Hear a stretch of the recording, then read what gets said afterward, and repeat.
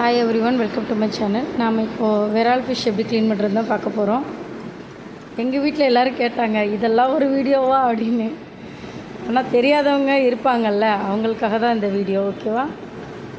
அப்புறம் இது நல்லா கழுவி எடுத்துகிட்டு அதில் ஒரு ஜெல்லி மாதிரி ஒரு இருக்கும், வழுவிட்டே இருந்துச்சு அந்த ஃபிஷ்ஷு. லாஸ்ட் வரைக்கும் வழுவிட்டே தான் இருந்துச்சு. எனக்கு கொஞ்சமாக சாம்பை எடுத்துக்கிட்டேன். சீரியஸாகவேங்க, எனக்கு அருவாமனை அவ்வளோ செட் ஆகாது. எப்போவுமே கத்தி தான் செட் ஆகும். ஆனால் மீன் க்ளீன் பண்ணுறதுக்கும் இல்லை கறி க்ளீன் பண்ணுறதுக்கோ மட்டும்தான் நான் அருவாமனை யூஸ் பண்ணுவேன். அதில் இது ரொம்ப சதைச்சிருச்சு. இது புதுசு தான், ஆனால் கொஞ்சம் ஷார்ப்பாக இல்லை. ரொம்பவே கஷ்டப்பட்டு அன்றைக்கி ஆஞ்சிட்டு இருந்தேன். இப்போ சைடில் இருக்க செவுதில் எல்லாத்தையும் வெட்டி எடுத்துடலாம். முடிஞ்ச வரைக்கும் க்ரிப்புக்காக நிறையாவே சாம்பு அப்ளை பண்ணிக்கிட்டு அதுக்கப்புறம் தான் அரிஞ்சேன்.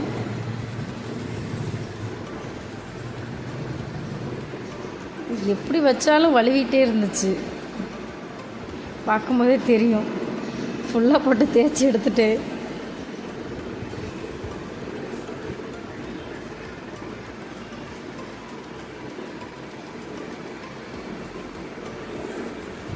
அரோமனை ஒரு பக்கம் வழுவிட்டு போகுது, இது ஒரு பக்கம் வழுவிட்டு போகுது. ஒன்றும் செய்ய முடியல அன்னைக்கு. அப்புறம் நான் அப்படியே செதில் எல்லாத்தையும், தலையில் உள்ள செதில் தோல் எல்லாத்தையும் அருவாமனையிலே நல்லா செத்தி எடுத்துக்கிட்டேன். இந்த சைடு இருக்குது பாருங்கங்க, இதான் ரொம்ப ரிஸ்கியான இடம் என்னை பொறுத்த வரைக்கும். அதில் ஒரு பெரிய எலும்பு இருக்கும் எல்லா மீன்லேயும். கரெக்டாக அந்த இடத்துல ஒரு பெரிய முள் இருக்கும். அது எடுக்க முன்னே படுற பாடு இருக்கேரா. ஒரு வழியாக அதை வெட்டி எடுத்தாச்சுங்க. இப்போ நம்ம வாழை நல்லா டைட்டாக பிடிச்சி வச்சுக்கிட்டு க்ரிப்போட சைடில் இருக்க செதில் ஃபுல்லாத்தையும் நல்லா தேய்ச்சி எடுத்துடணும். எங்ககிட்ட அந்த மீன் ஸ்லாம்பு எதுங்கிறதெல்லாம் இருக்குது. ஆனால் அதை வச்சு செஞ்சோன்னா எல்லா பக்கமும் தெரிக்கும். அருவாமனை வச்சு பண்ணுறப்ப அந்த அருவாமனையிலே ஒட்டிக்குமா, ரொம்ப ஈஸியாக க்ளீன் பண்ணிடலாம். அதுலேயே நின்றுட்டு பண்ணும்போது இந்த மாதிரி பிரச்சனைலாம் வரதான் செய்யும். ஒரு மீனுக்காக கீழே உட்காந்து எல்லாத்தையும் ரெடி பண்ணி அது ரொம்ப கஷ்டமாக இருக்கும் எனக்கு. எப்போ என்ன க்ளீன் பண்ணாலும் சிங்கில் வச்சே க்ளீன் பண்ணிடுவேன் நான்.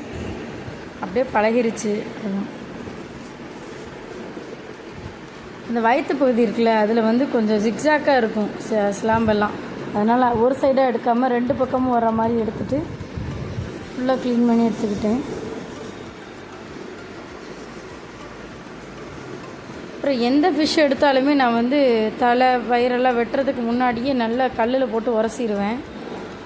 அப்படி உரச முடியாதவங்க வேணால் அப்படி கட் பண்ணிக்கோங்க. ஏன்னா கட் பண்ணிட்டா உள்ளே இருக்க முள்ளெல்லாம் நம்ம கையெல்லாத்தையும் கிழிச்சிரும் உரசுறதுக்குள்ளே. அதனால் நான் தலையோடு வச்சு தான் எப்போவுமே க்ளீன் பண்ணுவேன். இது ரொம்ப நீளமாக இருந்துச்சு இந்த ஃபிஷ்ஷு. பிடிக்க க்ரிப்பு கிடைக்கல ஒன்று. அதனால் தலையை ஃபஸ்ட்டு கட் பண்ணிவிட்டு அதில் கொஞ்சம் செனை இருந்துச்சு. மீனோட முட்டை, இது ரெண்டும் நிறையா பேருக்கு புதுசாக பார்க்குறப்ப ஒரு மாதிரி தெரியலாம். ஆனால் எங்கள் ஊர்லலாம் இதை சமைப்பாங்க, ரொம்ப நல்லா டேஸ்ட்டாக இருக்கும். அதனால் நான் எடுத்து வச்சுக்கிட்டேன் தனியாக. சாம்பலே படாமல் கழுவிட்டு எடுத்து வச்சுருக்கேன்.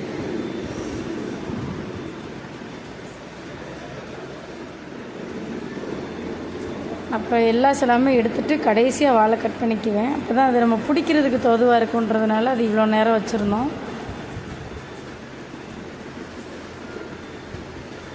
இப்போ சென்டரில் உள்ள கழிவெல்லாம் எடுத்துடலாம். இதில் அவ்வளோவா உள்ள எந்த கழிவும் நிறையாலாம் இருக்காது, கம்மியாக தான் இருக்கும்.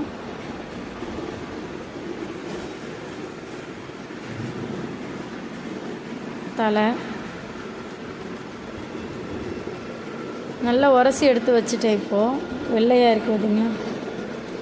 அருவாமனையிலலாம் இதை கட் பண்ண முடியாதுங்க. அதை திரும்ப கத்தி எடுத்து அறிய ஆரம்பிச்சிட்டேன். துண்டு போடுறதுக்கு அதுதான் ஈஸியாக இருந்தது. அதனால்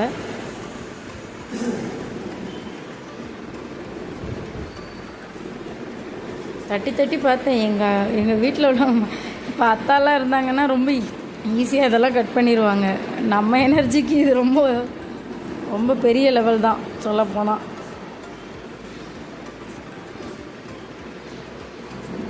இதுக்கப்புறம் அந்த வயிற்றில் உள்ள எக்ஸஸாக உள்ள இதெல்லாம் நான் க்ளீன் பண்ணி எடுத்துக்கிட்டேன். உள்ளே இருக்க குடல் இதெல்லாம் அப்படி ஒரு வேளை வரல, உங்கள் கை வச்சு இது எடுக்கிறதுக்கு கொஞ்சம் கஷ்டமாக இருக்குது அப்படின்னா ஒரு ஸ்பூனை பின்னாடி திருப்பி பிடிச்சிட்டு நல்லா விட்டு உள்ளே சுற்றுனீங்கன்னாவே போதும், அதுலேயே எல்லாம் ஒட்டிக்கும். அப்படி ஈஸியாக எடுத்துடலாம். எனக்கு நகை இருக்கும், அதனால் நான் அதை ஈஸியாக எடுத்துட்டேன். ஒரு லேயர் இருக்கும், அதை மட்டும் எடுத்துட்டால் போதும், க்ளீன் ஆகிடும். பெரால் ஃபிஷ்ஷில் க்ளீனிங் ப்ராசஸ்லாம் ரொம்ப கம்மி தான், மற்ற ஃபிஷ் மாதிரி இல்லை. அதோட முள்ளும் ரொம்ப கம்மி, அதனால தான் ரேட் இந்த லெவலில் இருக்குது.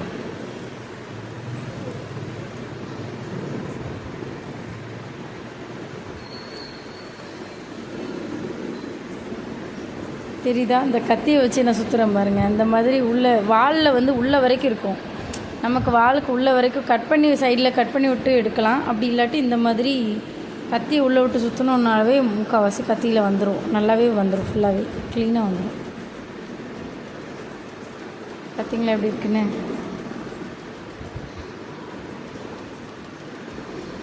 என் கை நுழைய முடியாத இடத்துலலாம் நான் கத்தி இல்லாட்டி ஸ்பூனு இதெல்லாம் வச்சு க்ளீன் பண்ணி எடுத்துக்குவேன்.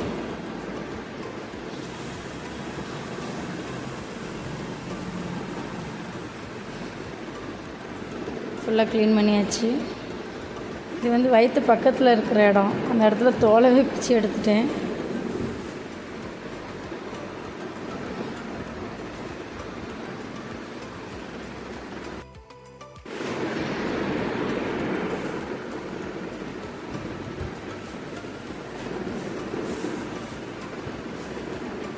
இப்போ நல்லா வாஷ் பண்ணி எடுத்துக்கிட்டு பாருங்கள் பீஸ் எப்படி இருக்குன்னு.